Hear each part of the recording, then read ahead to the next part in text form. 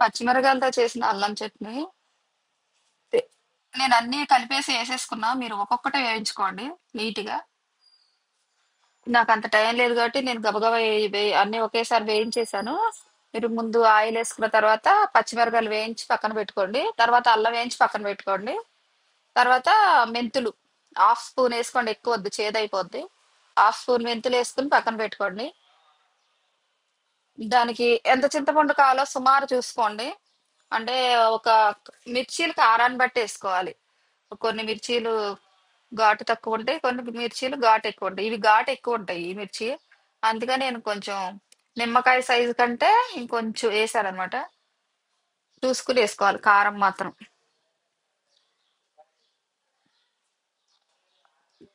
తర్వాత చింతపండు కొంచెం నానబెట్టుకోవాలి ముందే. ఇవన్నీ వేగి తీసేసిన తర్వాత వాటర్ వేసి కొంచెం చింతపండు వేసుకోవాలి. చింతపండు వేసుకుని కొంచెం ఒక్క వేడి అయినాక కొంచెం ఒక నిమిషం వేడయిన తర్వాత ఉడకబెట్టుకున్న తర్వాత చల్లారనివ్వాలి. చల్లారనిచ్చినాక ఉప్పు, కొంచెం జీలకర్ర, కొంచెం ఎల్లుల్లిపాయ మిక్సీలో వేసి మిక్సీ చేసుకున్న తర్వాత ఎండుమిర్చి అల్లం పచ్చడికి అయితేనేమో బెల్లం వేసుకోవాలి. ఈ పచ్చిమిర్చి అల్లం పచ్చడికి ఏమో పంచదార వేసుకోవాలన్నమాట. బెల్లమో వేసుకోవచ్చు, ఎవరి టేస్ట్ వాళ్ళది, కానీ నేను పంచదార వేస్తాను. పంచదార వేసుకుంటే గ్రీనరీ కలర్ మంచిగా ఉంటది. బెల్లం వేస్తే మళ్ళీ కొంచెం బ్లాక్ గా వస్తుంది, అందుకని నేను పంచదార వేస్తాను అనమాట. పంచదార వేసేసి గ్రైండ్ చేయాలి. ఆ మిక్సీ వేసిన క్లిప్ మిస్ అయింది. అదైతే గ్రైండ్ చేసుకున్న తర్వాత దానికి పోపు పెట్టుకోవాలి. అంతే, సింపుల్. టిఫిన్స్ లోకి, ఇడ్లీలోకి, దోశకి అన్నిటికీ బాగుంటది. ఎక్కువ బాగుండేదల్లా మైసూర్ బజ్జీకి, అల్లం ఉప్మాకి. మా ఫ్యామిలీలో ఈ పచ్చడి బాగా చేసుకుంటాం. అటు మా అమ్మ వాళ్ళ ఇంట్లో కానీ, మా తమ్ముడు వాళ్ళు, మా అమ్మ చేసేది, తర్వాత మా మరదలు చేస్తుంది, నేను చేస్తాను ఈ పచ్చడి. ఈ పచ్చడి బాగా చేసుకుంటాం. ఎండుమిర్చిది కంటే ఇది బాగా టేస్ట్ ఉంటది, ఇష్టం అనమాట.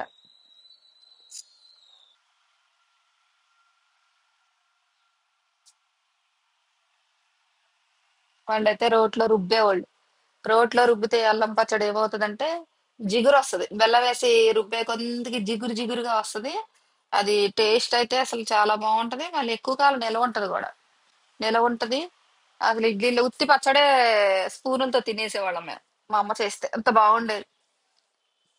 ఆ టేస్ట్ అయితే నాకు రాలేదు కానీ, కానీ బాగానే వస్తుంది. కానీ ఎవరి రుచి వాళ్ళదేలే.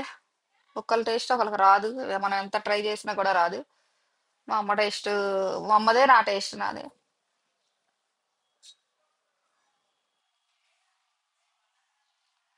అల్లం పచ్చడి చాలా మంది ట్రై చేస్తారు కానీ రాదు. నేను చేసే అల్లం పచ్చడి ఇదే స్టైల్. ఇంకా ఎండుమిర్చి కూడా ఇదే స్టైల్.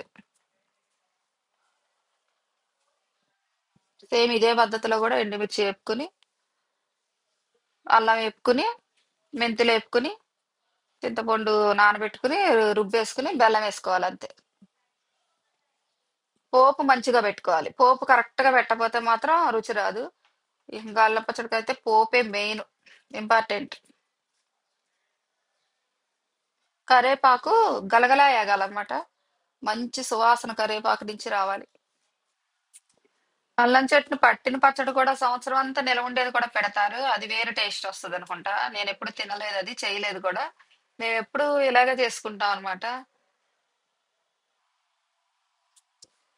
మళ్ళీ టిఫిన్ సెంటర్స్ లో అల్లం చట్నీలు వేరుంటాయి. ఒక్కొక్కలేమో పచ్చి వేయించుకుని వేసుకుంటారు.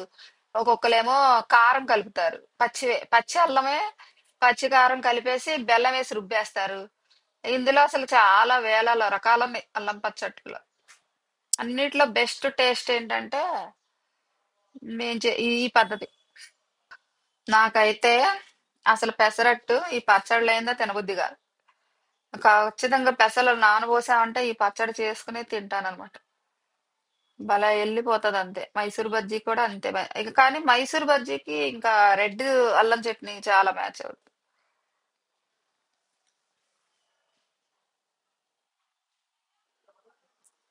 వేడి నీళ్ళు మాత్రమే పోసుకున్న చన్నీళ్ళు అయితే పోసుకోకూడదు, నిలవ ఉండదు.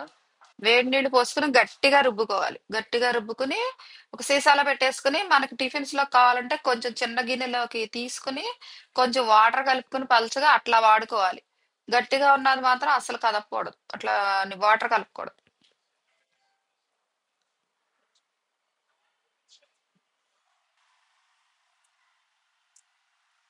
కొంతమంది అయితే జీలకర్ర కూడా వేయరు.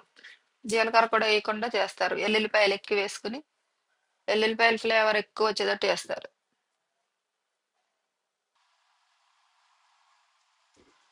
గాజు సీసాలోనే పెట్టుకోవాలి. ప్లాస్టిక్ డబ్బాలు అంటే గాజు సీసాలు పెట్టుకుంటేనే చూడటానికి బాగుంటది, నిల్వ కూడా ఎక్కువ కాలం వస్తుంది. ఎక్కువ ఉంటే గనక పోపు చల్లారిపోయినాక వేసుకోవాలి. నేను తక్కువ కాబట్టి వేడి మీద వేసేసాను. ఎక్కువ పచ్చడిగా మాత్రం చల్లారాలి పోపు.